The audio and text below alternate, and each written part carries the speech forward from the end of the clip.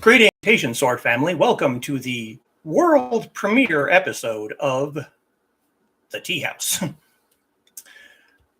Now, I'm sure are wondering who the heck is this guy and what is the Teahouse? Well, I am your humble host, Bladed Thesis. I have over 25 years of experience in Chinese martial arts, starting at the age of 16, when my very first Sifu, an old Chinese man from Hong Kong, taught me 7-star mantis. That, unfortunately, only lasted a short period of time until he passed because he was ancient, which I then picked up a copy of Bruce Lee's Tao Jeet Kune Do, which was more of a philosophy than actually a martial art, but I studied that for several years until I met my second Shifu, when my then girlfriend, now wife, took a Tai Chi class from our local community college. I took the same Tai Chi class, learned a second mantis form, a staff form, and a Jian form. After that, he asked me to be his assistant instructor, where I helped him teach other students while also learning a third mantis form, Baji Quan form, a second sword form, second staff form, a Dao form, a spear form, and a Quan Dao form. When that partnership ended due to some personal misunderstandings, I went on my own and learned Bagua and a couple of Wudang forms while also teaching my lovely wife and a few other various students along the way. Then, just over a year ago, I attended my very first Renaissance fair thrown in my small little southeastern Utah community town.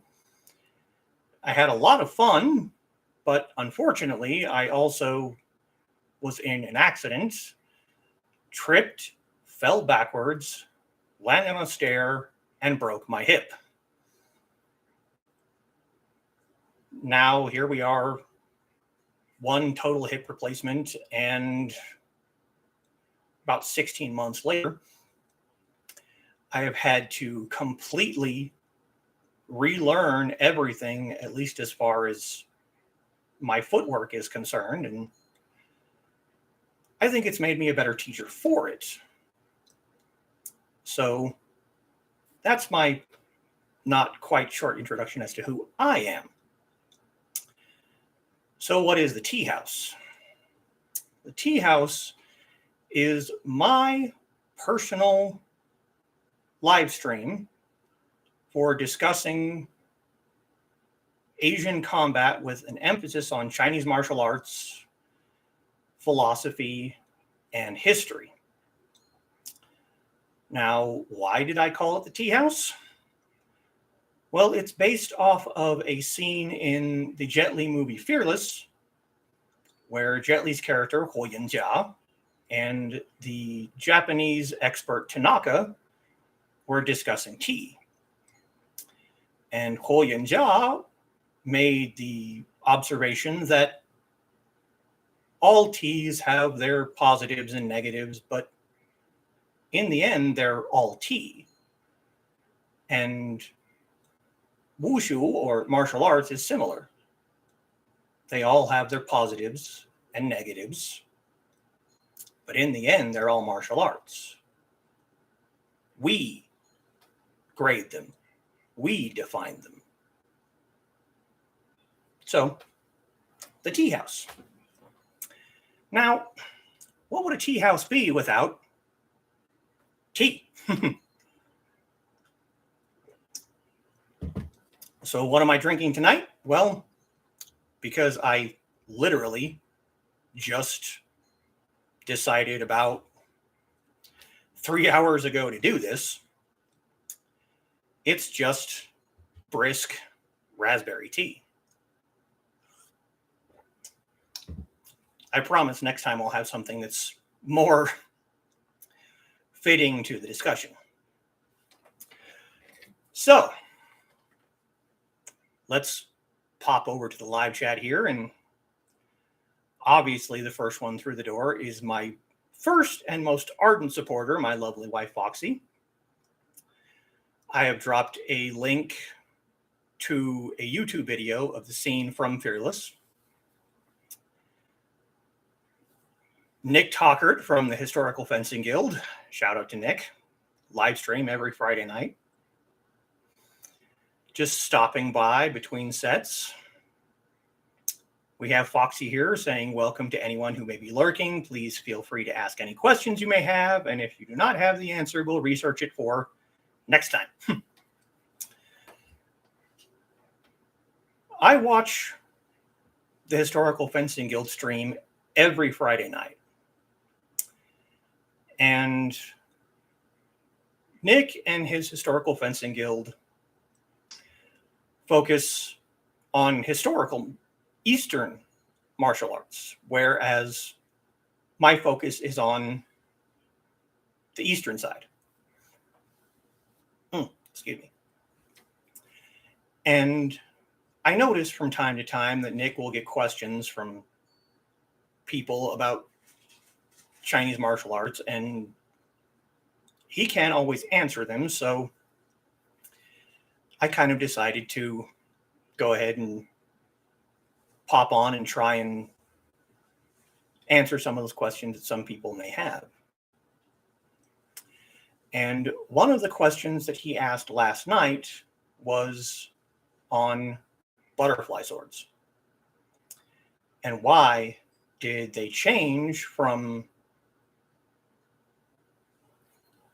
long, wide, tapered, wicked pointed blades to the blades that most people recognize today at being the same width from the base all the way to the tip,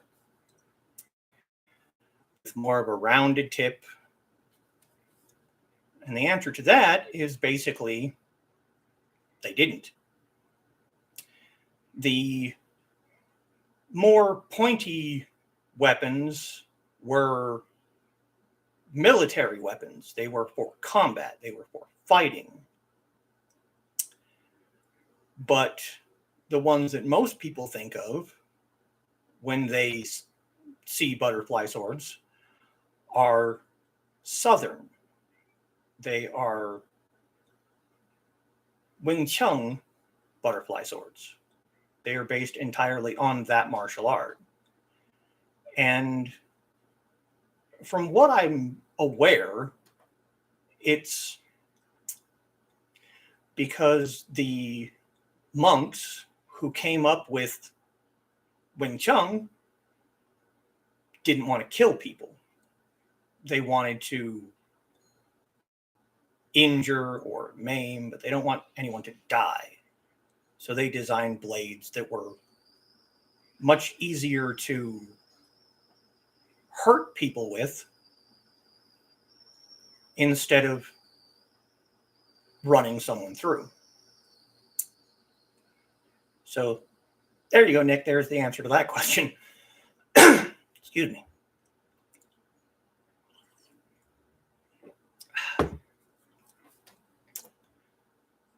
So let's see, what else can we talk about? Not really anyone here asking questions right now, so I guess it's basically up to me to ramble. This right here is a Tang Dynasty Jian. Well, technically, it's actually considered Dao because, I don't know if we can actually pick this up, but the blade is not sharpened until right about here. Up here is completely unsharpened, used for blocks and parries because we don't really like edge to edge. It does happen. It absolutely does happen. But my dog. It does happen, but we don't like doing that. So you have weapons like this. Same thing with the butterfly swords. The back edge isn't sharpened. And that's used also for parrying and blocking and redirecting. So, I guess since there's no one else here, I will go into a little bit more about my personal background. As I said, I started learning 7-star Mantis at 16 years old. Out of an old Chinese man's garage.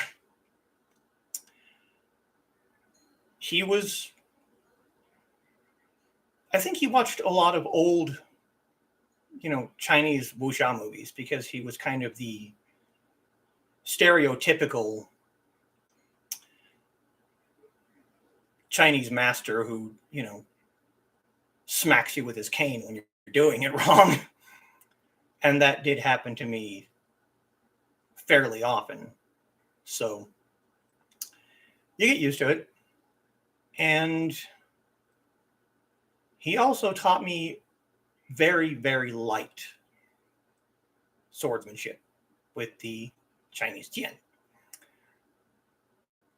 He gave me the Chinese name Jiansheng, which means sword saint, because I walked into his garage one day, picked up a sword that I had never held before, and started swinging it around like most people do when they're, younger, just playing. And apparently I was doing things that were fairly impressive for someone who had never touched a sword before. So hence Jiansheng.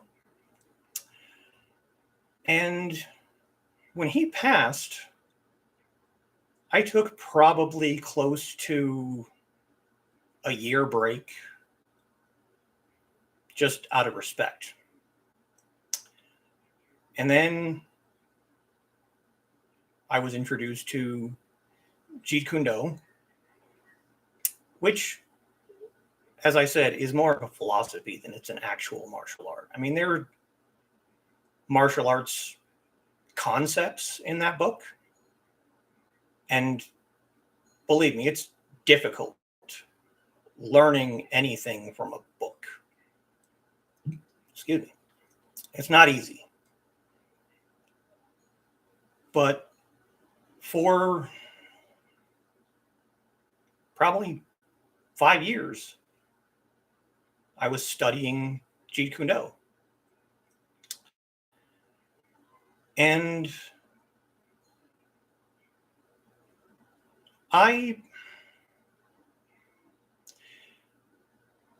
it kind of helped shape my own personal philosophy into martial arts. Anytime I take on a new student,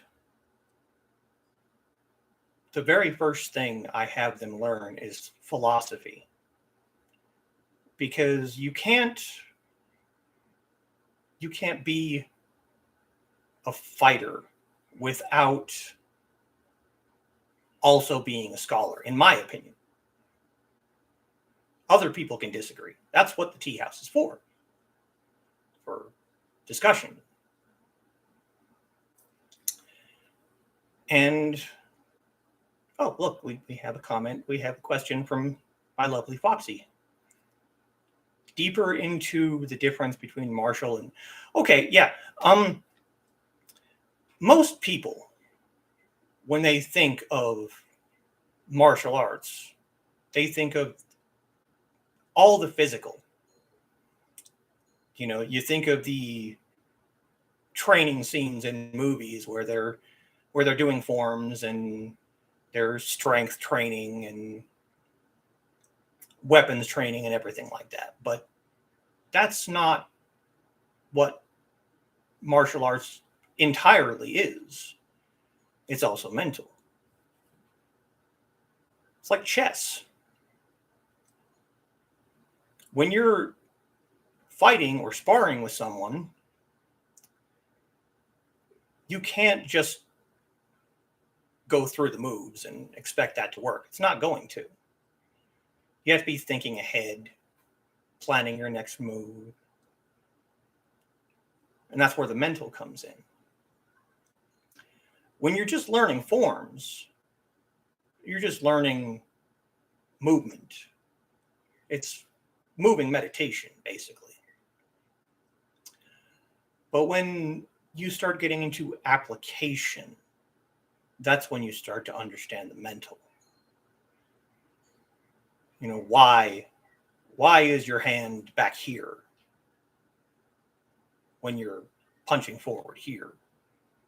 Well, that's because you're guarding attack from behind, but it's also spatial awareness, knowing where your hand and feet and knowing where your body is. Stances are entirely physical, but understanding the why. Why are you standing that way? Why, when you're doing empty stance, is your lead foot just barely touching the ground? Well, it's a chambered kick.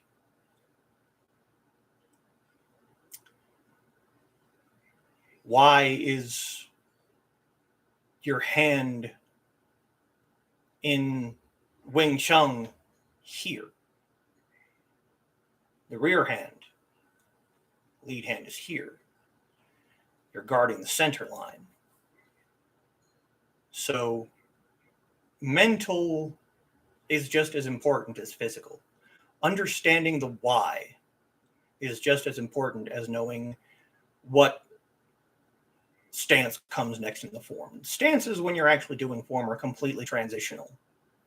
Most of the time, most people don't even notice. So,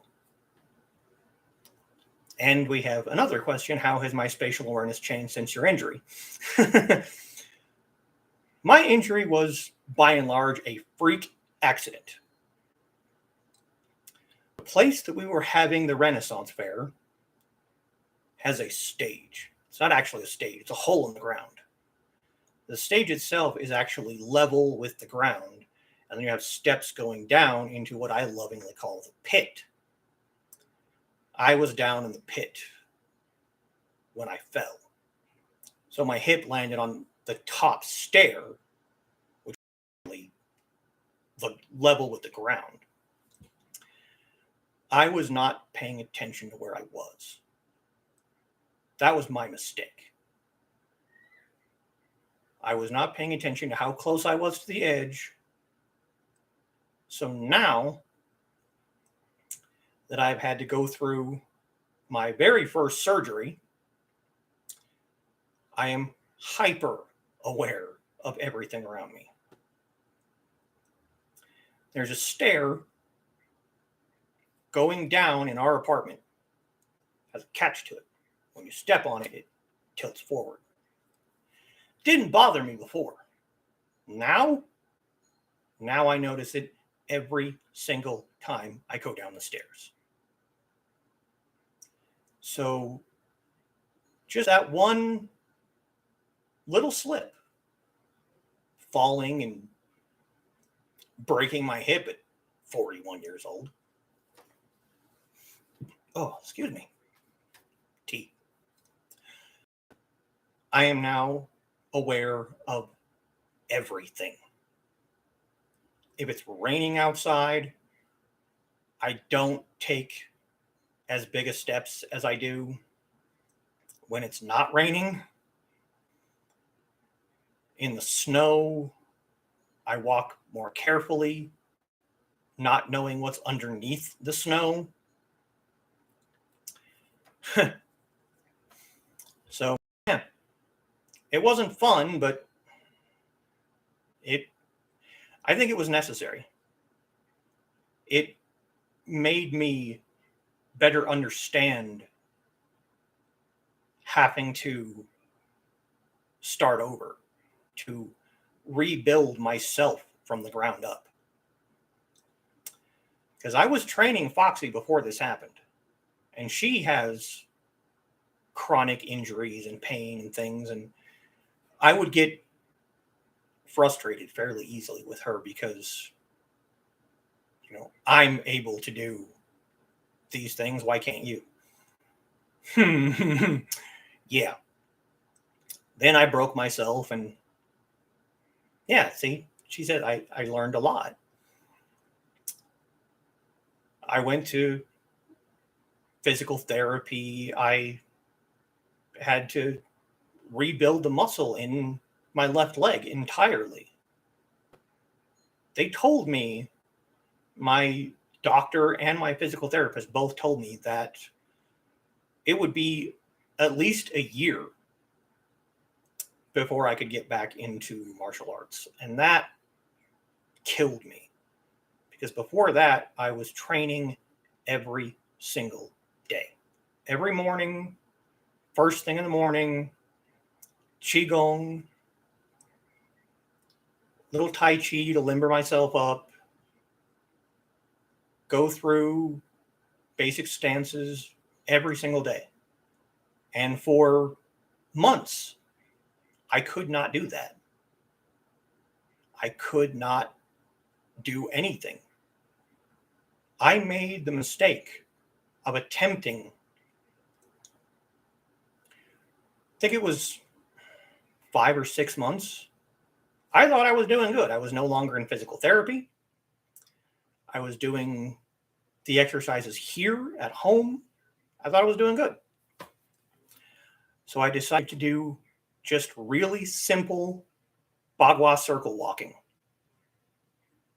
And the first step I took on that bad leg about dropped me.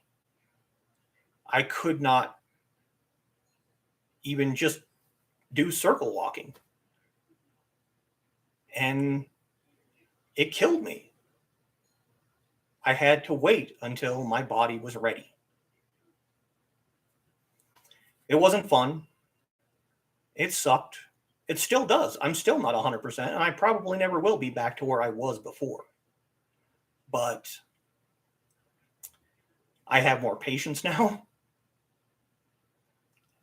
I'm better able to understand people when they say, I can't do that.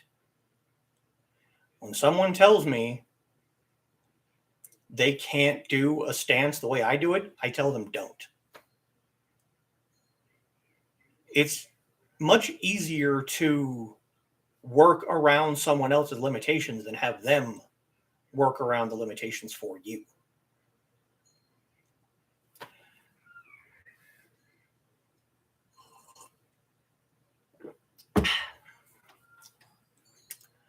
Okay, let's see. About 23 minutes, and there's still no one here. So I'm going to talk about something else. When I was laid up, not being able to train, started thinking about the lack of training aids for people who want to do Chinese martial arts. There's really not a lot out there. There's a lot out there for European martial arts. There's a lot out there for Japanese martial arts. But for Chinese, there's very, very little. And I'm fairly handy most of the time, so I decided to start designing things on my own. And one of the more recent things I made is this oak dowel rod, a PVC ring that I cut myself, a nail, and a couple of jewelry beads from Foxy's jewelry making kit. So, the heck is this? Well,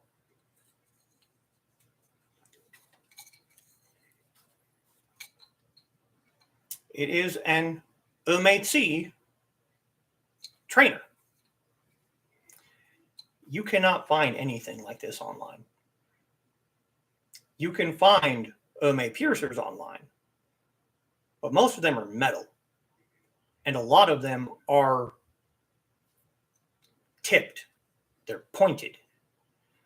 So you're not going to be able to do a whole lot of training with something that's going to hurt you if you don't know what you're doing. When you first start in any martial art, you need to train with the weapon that you're planning on using.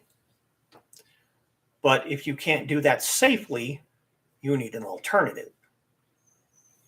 That's where this comes in. I have a pair of them. I'm not great with these. This is not my weapon, but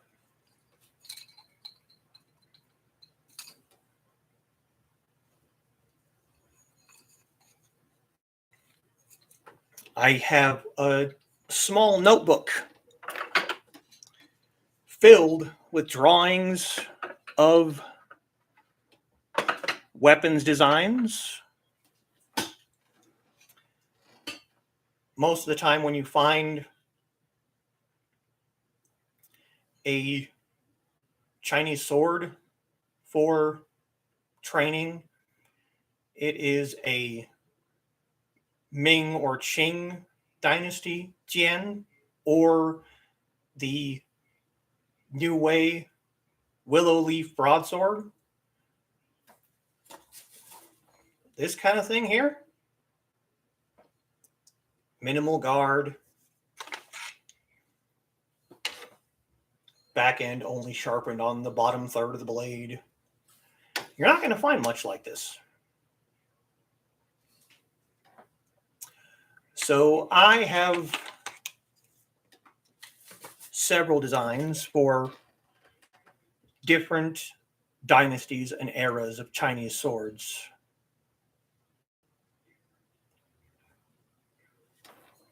And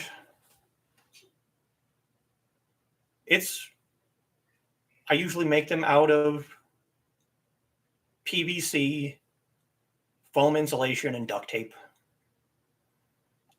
I have made them for other people. I give them away as gifts. There in the chat, we have Foxy showing us a link of actual piercers. And we have another question. Tell us more about the different dynasties and the difference between blades from each. All right, hang on. I got to grab something.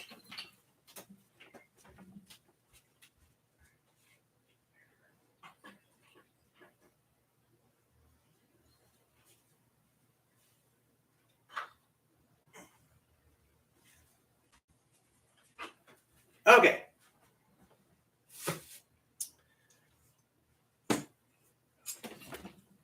Here, we have what most of what you're going to find for training is. This is a Ming or Qing dynasty Jian. Sharpen on both sides all the way down. This grip right here, winged grip. This is most of what you're going to find. You'll also find them with the wings pointing the other direction. That's probably the more traditional style. You catch blades in here, but you don't want to be catching blades that close to your hand. That's not a great idea. We have our lovely little tassel here.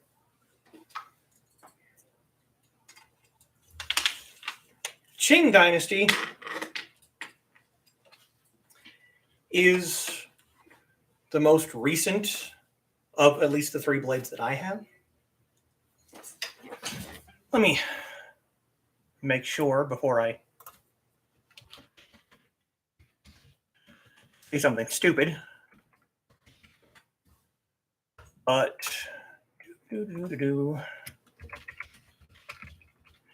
Yes, the Qing Dynasty was from 1636 until 1912, which then we got into the wonderful modern era.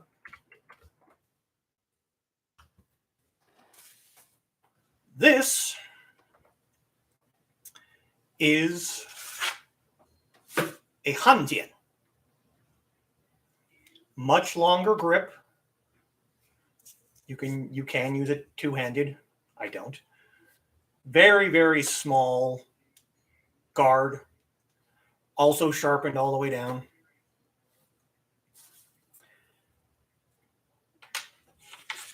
Han Dynasty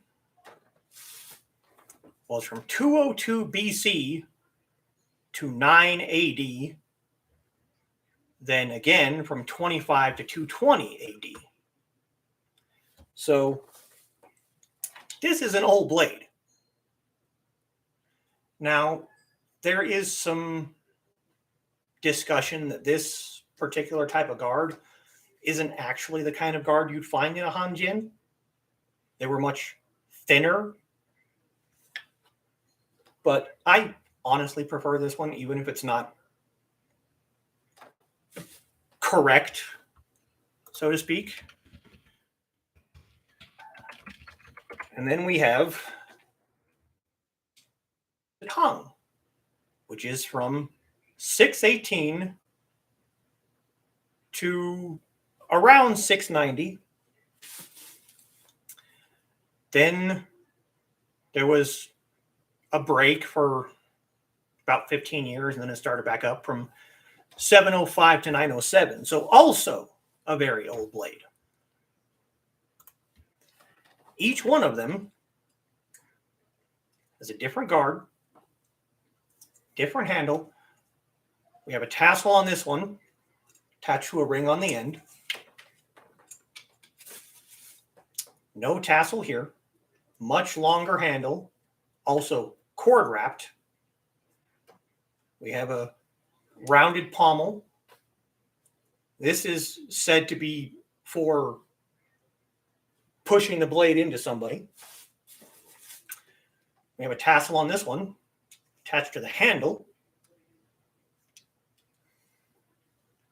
All very different guards, different handles, different suspension systems. That's another one. This was usually worn with clips. One shorter, one longer, worn horizontally or worn at an angle. This is a belt loop, also usually worn at an angle. This, for your hanjin, is how you would wear them. You put a blade, or you put a sash or a belt through here, and these, from most of what I have seen, are usually worn more horizontally across the back. And with this, you can slide it around in front of you, to the side of you, behind you. And, of course, we have another question from Foxy. I was actually going to get into that. What are the tassels for? This is to annoy you. Modern tassels are entirely decorative. It's just to add flair to the form. That's pretty close to about all you're going to see. Historically, some blades did have tassels. Most of them were basically lanyards. You can see paintings of Qing and earlier dynasty soldiers with holes in the center of their handles and a lanyard through it. so you didn't lose your weapon on the battlefield. There's also stories of having small wires hidden inside of the tassel so that if you whipped it across your opponent's face, it would cut them, it would injure them, rake across the eyes. You'll also see flags on modern day Dao. That's entirely decorative. It's just for flair. Now, if you see flags on rope darts or chain whips, those actually have a purpose. Those weapons are moving so fast, moving around. Those flags are on the dangerous end. It's so you'll know where they are. When you're spinning those things around at great speeds, yeah, it also adds to the flair, but it's so the person wielding it knows where that end is. Because with those kind of weapons, with flexible weapons, if you aren't paying attention and you try and yank that thing back toward you, it's going to come flying at your face fairly quickly. So you have a flag there showing you where it is in relation to your face. You're going to be able to stop it before it hits you, hopefully. Let's see if we got anything else.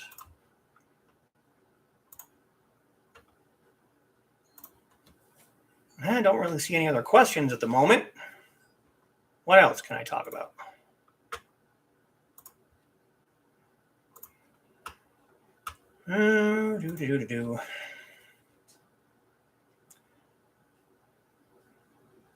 I've also trained in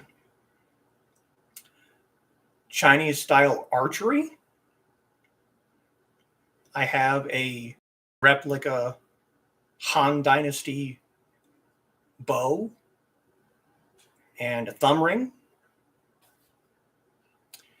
The Chinese style drawing is not to use 3 fingers. You're using your thumb.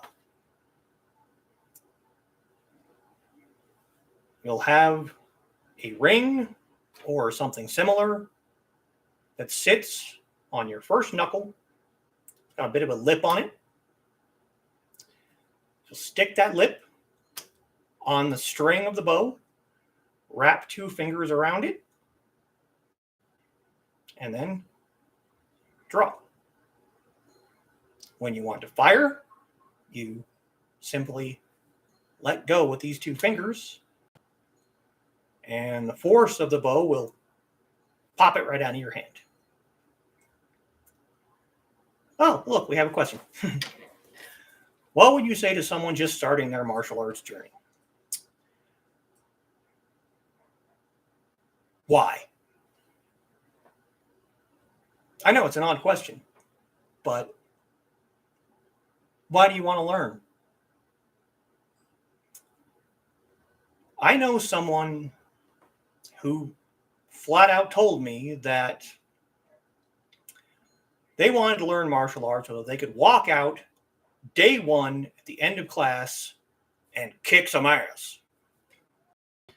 If that's the case, move along. I'm not going to teach you. I don't want arrogance. I don't want bravado. So why do you want to learn? Do you want to learn for yourself? For self-betterment? Do you want to learn to be able to protect yourself or people you love from bullies? It's always a good question. Then we ask if the student has any kind of limitations. Do you have any injuries? Do you have any asthma or allergies or things that's going to... Because for me, all of these things are going to tailor how I'm going to teach you. It also depends on not just why you want to learn, but what you want to learn. I focus on Chinese martial arts. If that doesn't interest you, maybe we can find out something that does. And if I know someone, I'll direct you their way, and that'll be that. But if you want to learn Chinese martial arts from me, then as I said before, we start with philosophy. And that will run some people off. They won't want philosophy. They won't want to learn why we do the things that we do. And then the next thing in line to learn is I have developed my own mini form that goes over the basic stances in most martial arts. Because just learning the stances is boring. There's nothing to it. But if you add movement to it, if you flow from horse stance to bow to leaping tiger, golden rooster, if you're moving constantly, it's going to be easier to remember. And Nick has informed me that I need to record this form. I was going to do it this last week, but it was insane.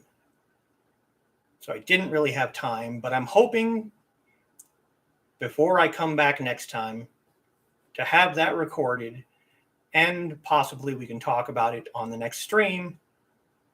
Oh, look, we have another viewer.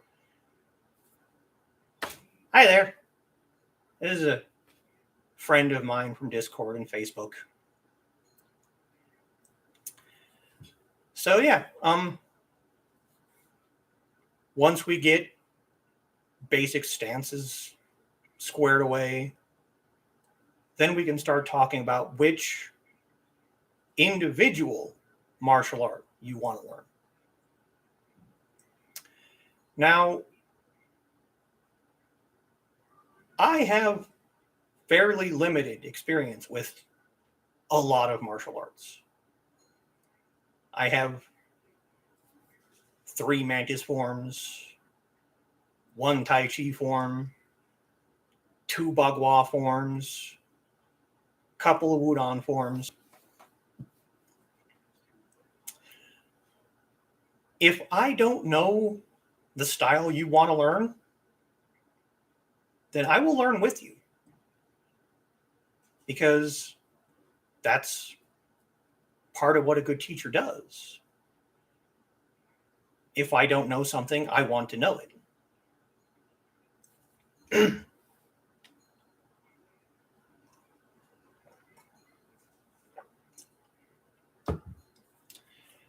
And then, if you want to continue your education and go into weapons, always start with the staff.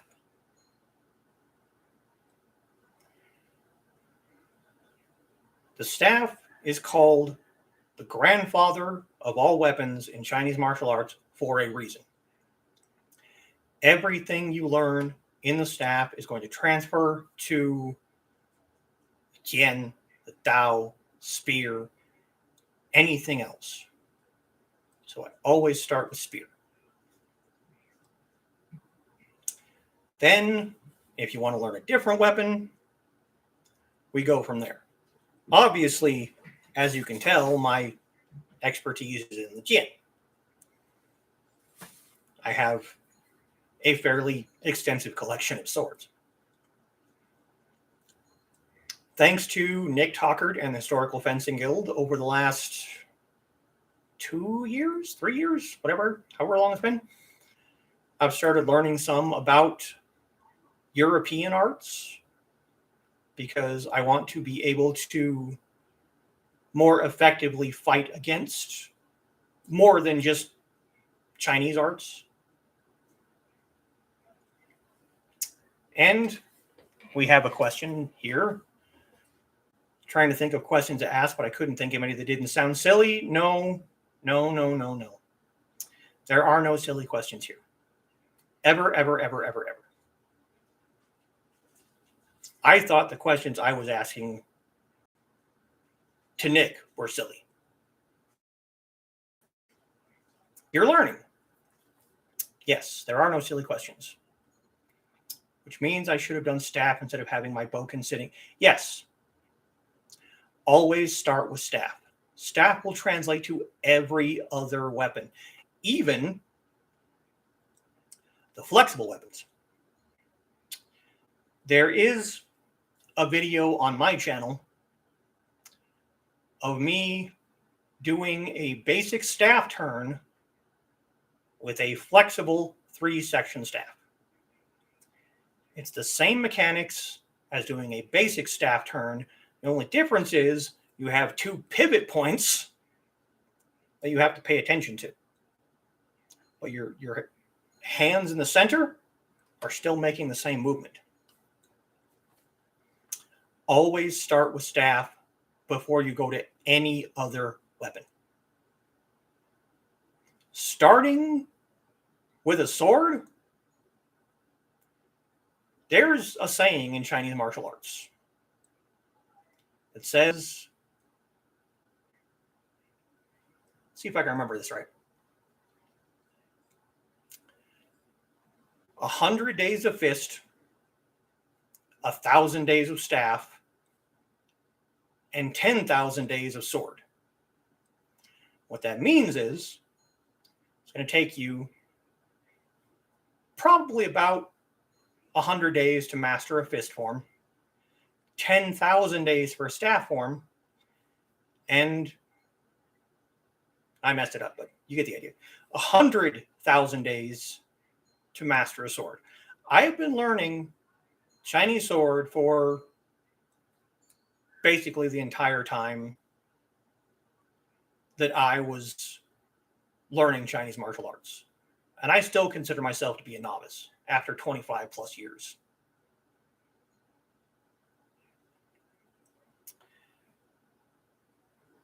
Jason got one for me one year because I was intending on taking a class. And there's nothing wrong with that if you have a competent instructor. If your instructor is understanding that you're a beginner, then there's nothing wrong with taking a class. But also learn the staff at the same time. My first staff form from my second Shifu, I learned while I was also learning my first official Jian form. I was learning them at the same time. In a park, outdoors. Yeah, I mean, Boken is just a sword-shaped staff. Bit short for a staff. No. There are staff forms for 2 and 3 foot long walking sticks. You can learn staff with any. That's another thing that you need to really focus on is if you're going to learn a weapon form, you need to tailor the weapon to you. All three of these swords are fairly long. I mean, this goes to roughly about my hip, and I'm over 6 foot, so that tells you how long this thing is.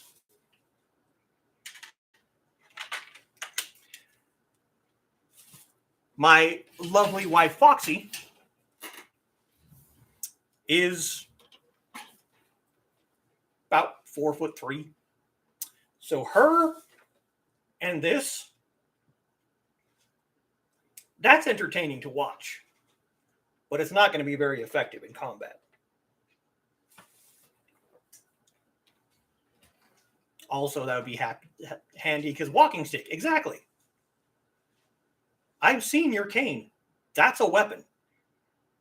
You can use that. I think it's called... Oh, geez. I'm going to have to look it up.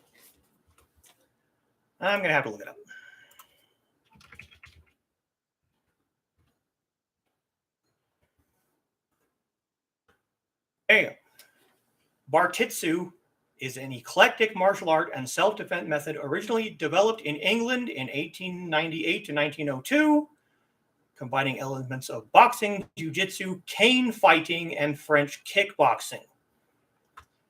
So, if you have a staff, you have a weapon. There are at least 2 that I am aware of Chinese styles that use cane. Cane is a weapon. And plus you have a flashlight on it, so you have a hook, you have a flashlight, you have a bludgeoning weapon.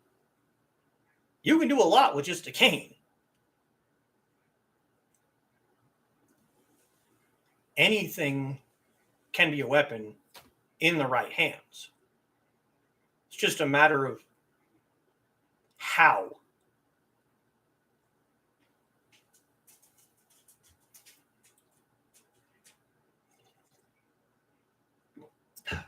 Yeah, just picturing her using a... Yeah. I also have a longsword trainer in my other room with my other sword rack. I have 1, 2. I have 4 weapon racks in my house.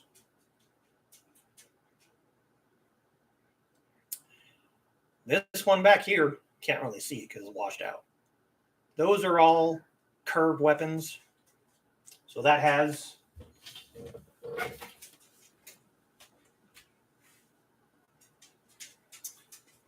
my Dao and my Quan Dao on it.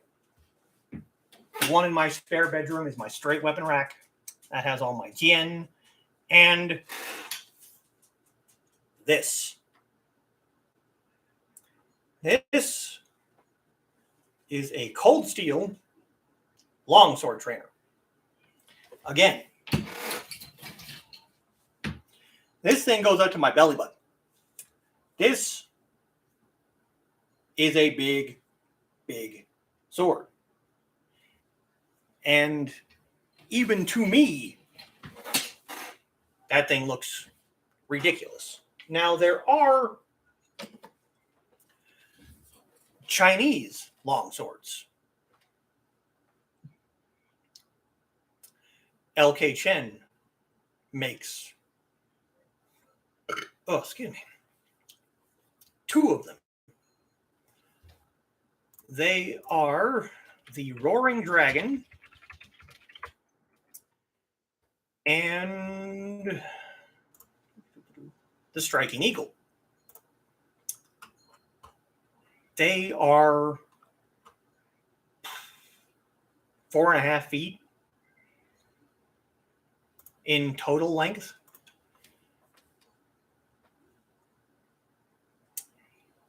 I have several designs in my notebook for trainers for those things, but I don't know if I'll ever actually build them, because a 4.5 foot sword, even to me, is insane. I mean, can you imagine trying to walk through a narrow hallway wearing a 4.5 foot long sword on your hip? You'd be banging into everything. Ooh, we have a comment from Foxy. Just for fun, you want me to come in there and hold the thing to show how different? Yes, that would be entertaining. Let's do that. She's going to come in here and hold this giant longsword just to show the difference between me holding it where it reaches my belly button and her holding it where it's going to reach the middle of her chest, probably, if not more.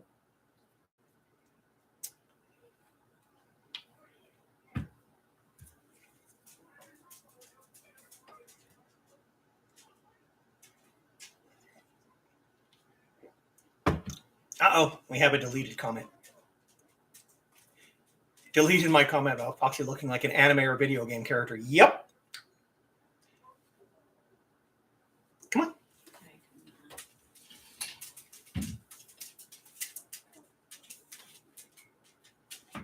Yep, see?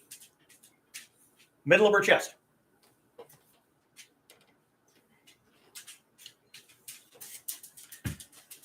That's one of my issues with anime, actually. I'm not a huge fan. Yeah, that was Huli. That was my dog. Surprised she hasn't spent more time in here, actually. Usually when she hears me talking to myself, she wants to come and investigate to see what I'm doing. Most anime weapons are absolutely ridiculous looking. When you have actual real life weapons that are cool looking, why do you need to throw big spiky bits over here and little spiky nubs on the handle that are going to tear your hand up? Why do you need that? There are existing real life weapons that are just as cool looking. There is an online MMO that I play called Nine Dragons. I've been playing it for years.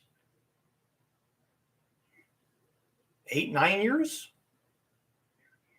I think, something like that. In the early levels of the game, you're going to run into things like this.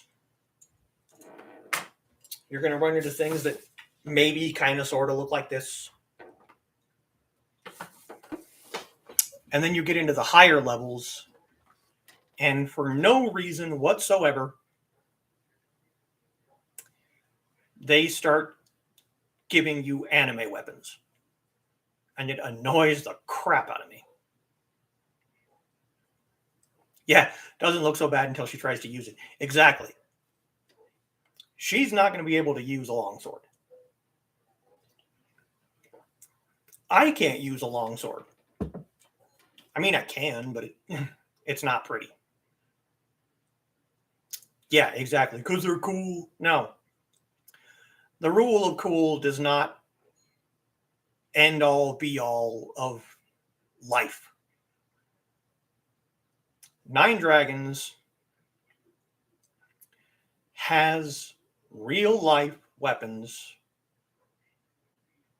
And then for no reason at all, we're just going to start randomly throwing in these ugly, clunky, cartoonish looking swords. Why not just keep you? That's actually what I do. I will keep using swords in that game much longer than I probably should. because I will not start using these ugly anime swords just because they do more damage. It's not going to happen. I don't care. If I die in the game, if I die hundreds, thousands of times, I'm going to continue to use this because I like the way it looks better.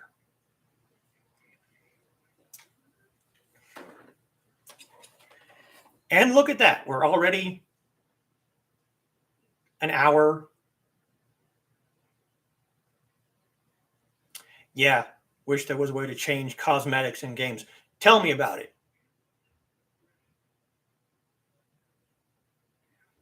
I have played Oblivion and Skyrim. I'm currently kind of sort of playing Raid Shadow Legends, also Dungeons and Dragons Online. And I wish there was, I mean, there are to a certain extent on like Skyrim and Oblivion on PC. There are mods where you can get different kinds of weapons, but I don't play on PC. I'm a console gamer. And I'm probably 2 or 3 generations behind. I have an Xbox 360 and a PS3 over there. I wish there was a way to have things like this in Skyrim. Yeah, hit your hour. You're welcome to keep going. Yeah. If there was a sword like this in Skyrim, it's not that much different from a lot of the other swords. You wouldn't even really have to change the combat animations. It's just, I mean, there are katanas in Oblivion and Skyrim. Why can't we have Jian or Dao? There's freaking scimitar in Skyrim. You could take that basic sprite in the game, keep the curve in the blade, keep the discard, change the handle, and you'd have a Dao in Skyrim.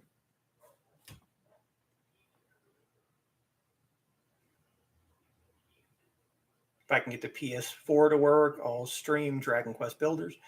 Yeah, I've seen. I mean, one of the biggest reasons why I started playing Nine Dragons in the first place was because it was a Chinese-based MMO.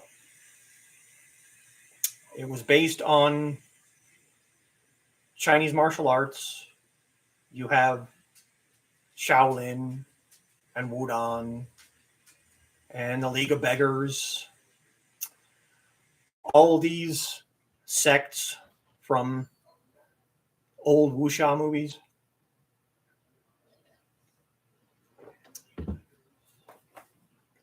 You get to have Jian in that game.